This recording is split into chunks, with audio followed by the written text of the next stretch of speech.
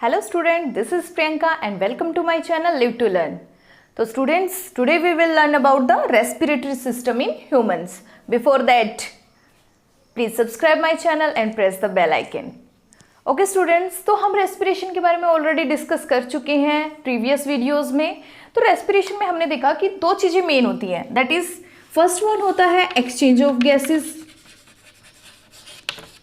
और second होता है that is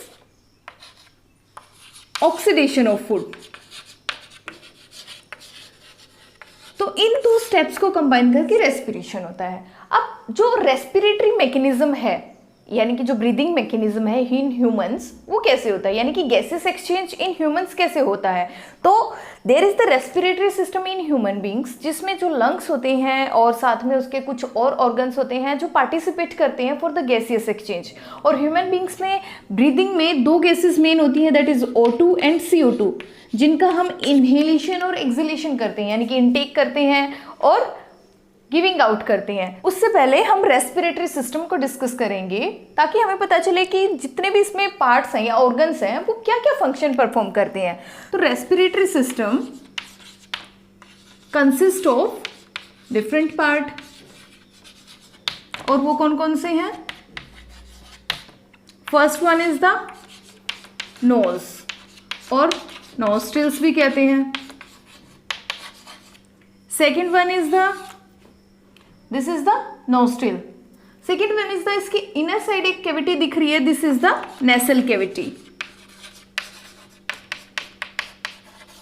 after that pharynx,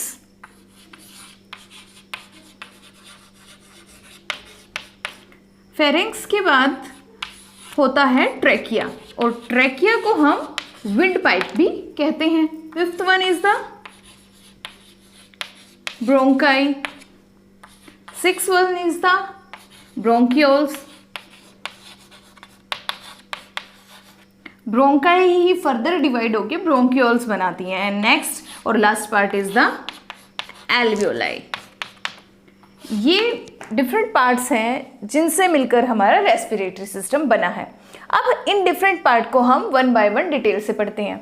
तो सबसे पहले है नोज. तो नोज क्या काम करता है, यानी कि जो नोस्ट्रिल्स होते हैं उसका काम क्या होता है. Nostrils is an opening through which air is taken in. एक ओपनिंग है जिसके थ्रू हम एयर को अंदर ले जाते हैं या आउट करते हैं. So this is an opening, सिर्फ एक ओपनिंग है थ्रू विच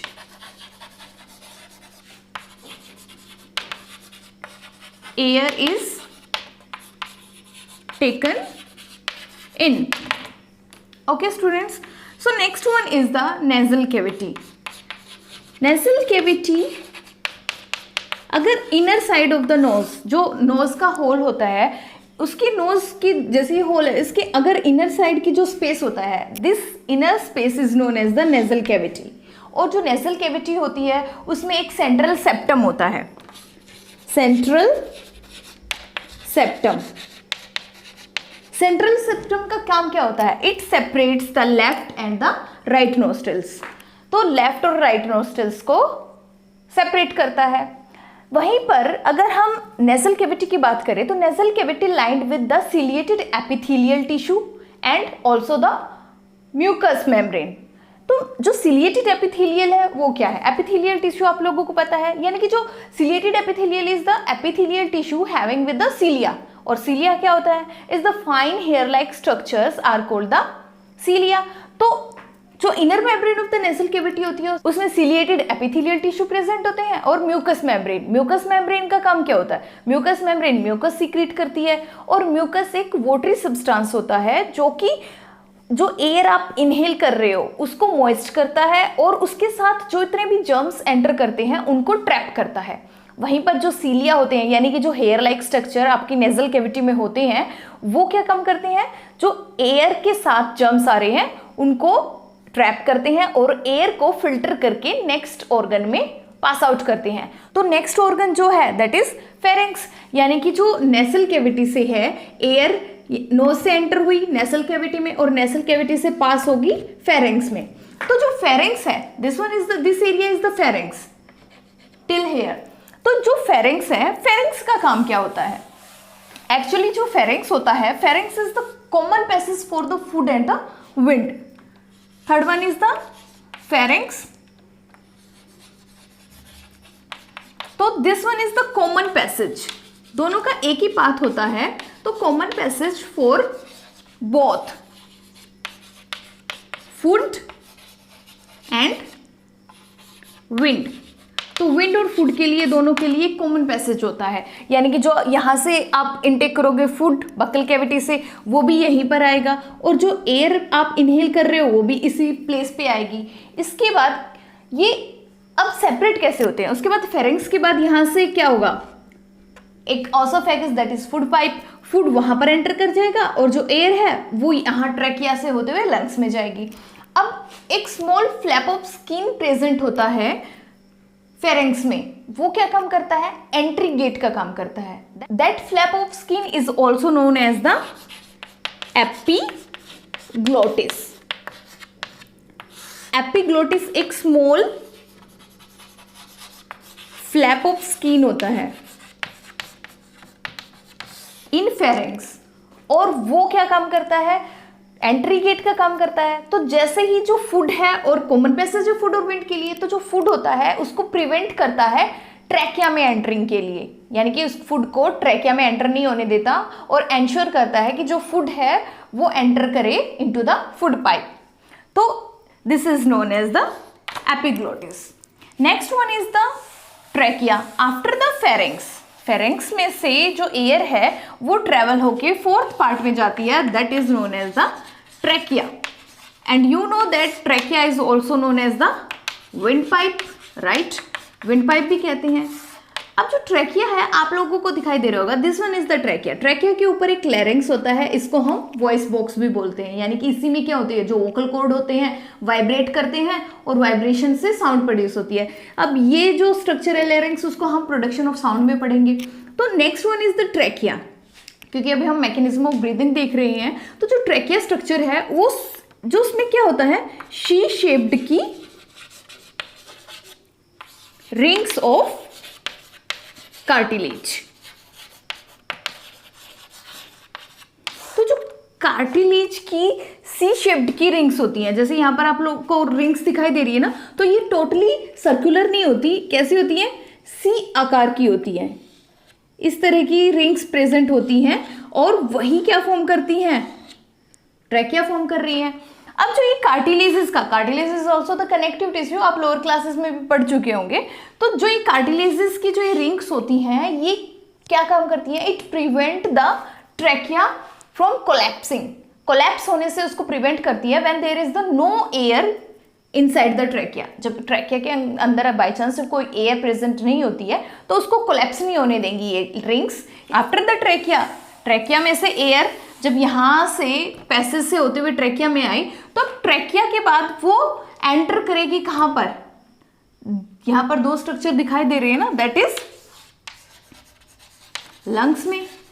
यानी कि जो ह्यूमंस की थोरैकिक कैविटी होती है, वहां पर 2 स्पंजी और इलास्टिक ऑर्गन्स प्रेजेंट रहते हैं, जिसको यानी कि स्पंजी और इलास्टिक ऑर्गन्स प्रेजेंट है, that is called the lungs. उनको हम लंग्स कहते हैं.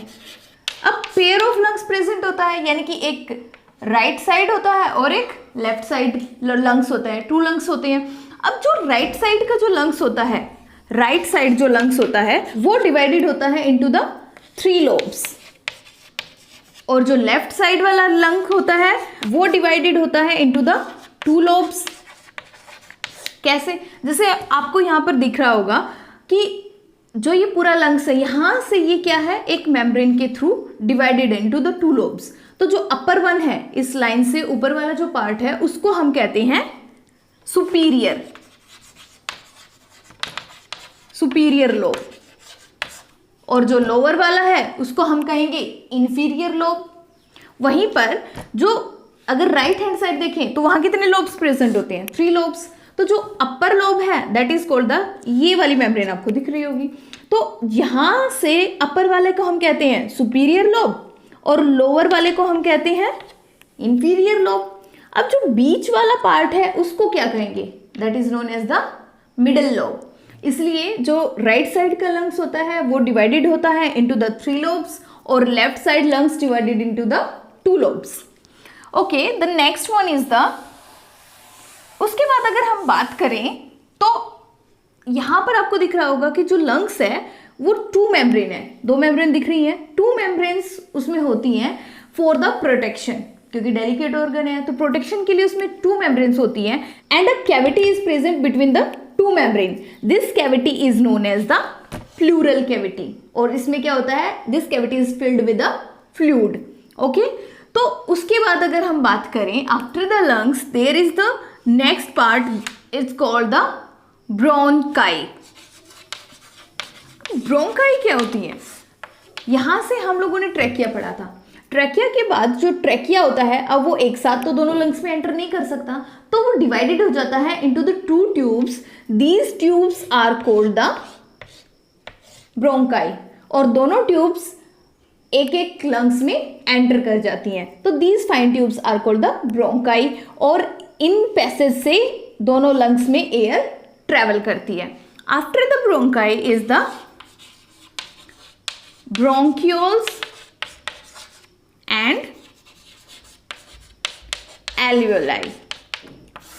अब ब्रोंक्यूल्स और एल्वियोलाई कहाँ है, तो जब ये फाइन ट्यूब जो ब्रोंकाई थी मूव करती है into the lobes, different lobes that are present inside the lungs, तो वो फर्दर डिवाइड हो जाती है इनटू द फाइन ट्यूब्स। तो उन ट्यूब्स को हम क्या कहते हैं, जैसे ये यहाँ पर एंटर की, ये डिवाइडेड है सो मेनी ट्यूब्स, तो ये जो ट्यूब्स हैं डिफरेंट ट्यूब्स में जो ब्रोंकाई डिवाइड होती है उनको हम कहते हैं ब्रोंक्यूल्स। तो व्हाट आर एल्वियोलाई, तो एल्वियोलाई क्या होती हैं, जो ब्रोंक्यूल्स होते हैं, at the end of the bronchioles there are cluster of tiny air chambers are present, these clusters of tiny airs are known as the alveoli, उनको हम alveoli कहते हैं, यानी कि their structures are like balloons, जैसे balloons होते हैं ना, अगर हम alveoli का स्ट्रक्चर देखें तो इस तरह से फूली हुई होती हैं, बैलून्स के स्ट्रक्चर की तरह उनका स्ट्रक्चर होता है, तो ये बैलून्स की तरह फूली होती हैं, और it contains the extensive network of the blood vessels, highly supplied with the blood vessels, like the villi.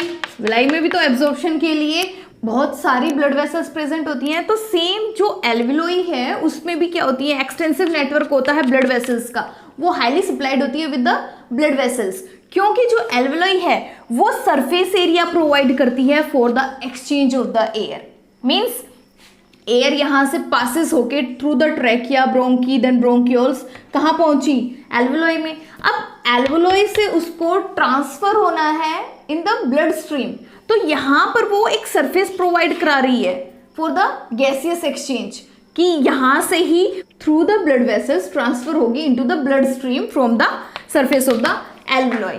तो इसलिए हम एल्वियोलाई को कहते हैं कि it is the functional unit of the lungs. Alveoli is the functional unit of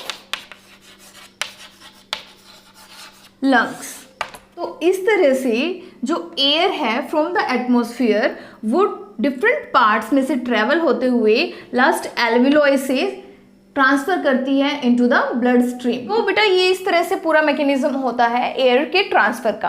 तो अब हम इसको एक बार शॉर्ट में देख लेते हैं कि जो एयर है वो किस तरह से ट्रांसमिट करती है from first to last part. तो सबसे पहले एयर एंटर की थी कहाँ पर, नोज में, नोज से पास होती है इनटू द नेसल कैविटी, उसके बाद एयर ट्रेवल करेगी into the pharynx, then it passes into trachea, after trachea enters into the bronchi, then bronchioles, and last into the alveoli। after the alveoli अगर हम बात करें तो alveoli के बाद जो एयर है वो एंटर करती है into the capillaries, यानी कि ब्लड वेसल्स से कैपिलरीज में मूव करेगी, और कैपिलरीज से वो जाएगी rest of the body, means कहां पर, सेल्स में, डिफरेंट सेल्स में, वहां पर सेलुलर रेस्पिरेशन होगा। सेलुलर रेस्पिरेशन होगा तो क्या रिलीज होगी? कार्बन डाइऑक्साइड रिलीज होगी। अब जो कार्बन डाइऑक्साइड सेल्स के अंदर बनी है, क्योंकि सेल में अगर रेस्पिरेशन हो रहा है तो it is known as the cellular respiration, और सेलुलर रेस्पिरेशन होता है तो कार्बन डाइऑक्साइड रिलीज होती है। जो कार्बन डाइऑक्साइड रिलीज हुई है, अब वो सेम जो साइकिल इसने रिपीट की है फ्रॉम नोज टू सेल्स, तो दोबारा से वो कार्बन डाइऑक्साइड क्या करेगी? इसी साइकिल को रिपीट करते हुए बैकवर्ड डायरेक्शन में जाएगी। यानी कि जो CO2 है वो सेल्स कहाँ पर रिलीज हुई है? सेल में रिलीज हुई है। वो कहाँ रिलीज होगी? ट्रांसफर होगी इनटू द कैपिलरीज, यानी कि ब्लड स्ट्रीम में, और ब्लड स्ट्रीम से वो वापस आएगी एल्वोलाई में, then bronchioles, bronchi, trachea, pharynx, nasal और नोज से होते हुए रिलीज आउट हो जाएगी। तो इस होल प्रोसेस में हमने देखा कि exchange of gases through the respiratory system किस तरह से होती है, क्योंकि इसमें हमने यहाँ से ऑक्सीजन को क्या किया था? इनहेल किया था। उसके बाद जब कार्बन डाइऑक्साइड रिलीज हुई बाय द सेलुलर रेस्पिरेशन, वो बैक ट्रेवल करके सेम साइकिल को रिपीट करके एक्सेल आउट हो गई। तो यहाँ पर 2 प्रोसेस इन्वॉल्व हुई। First one is the inhalation and second one is the acceleration, और इन दोनों प्रोसेस को हम कहते हैं ब्रीदिंग। और ब्रीदिंग का मैकेनिज्म कैसे होता है? यानी कि जो एयर प्रेशर लंग्स में है उसका क्या होता है? एक्सेस एयर प्रेशर हो जाए तो क्या होगा, और एयर प्रेशर कम हो जाए तो क्या होगा? इस पूरे कंसेप्ट को हम पढ़ेंगे ब्रीदिंग में। So for that wait for the next video. Okay students, तब तक वीडियो को अच्छे से देखना और रेस्पिरेटरी सिस्टम को अच्छे से समझने की ट्राई करना। तो मिलते हैं नेक्स्ट वीडियो में with the topic of mechanism of breathing in humans. Thank you.